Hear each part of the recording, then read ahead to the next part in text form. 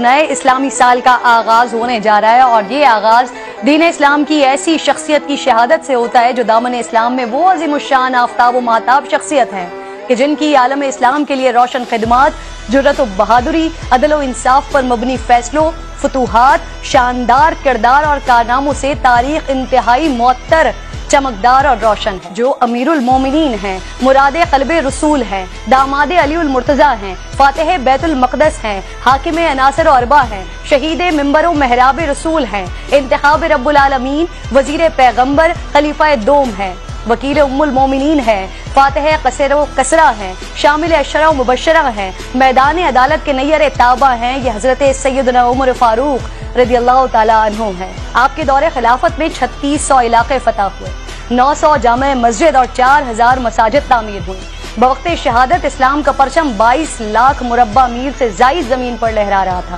آپ نے اپنے دور خلافت میں عدالت قائم کی، قاضی مقرر کیے، سن تاریخ کا اجرا کیا جو آج تک جاری ہے، جیل خانہ جات، راتوں کو گشت کر کے رعایا کا حال دریافت کرنے کا طریقہ، مساجد میں راتوں کو روشنی کے انتظام کا حکم، فلاحی اور اصلاحی احکامات اور اصطلاحات فرمائی۔ آج کے ترقی یافتہ ممالک میں عمر لاس کے بغیر انصاف کا عمل مکمل نہیں ہوتا۔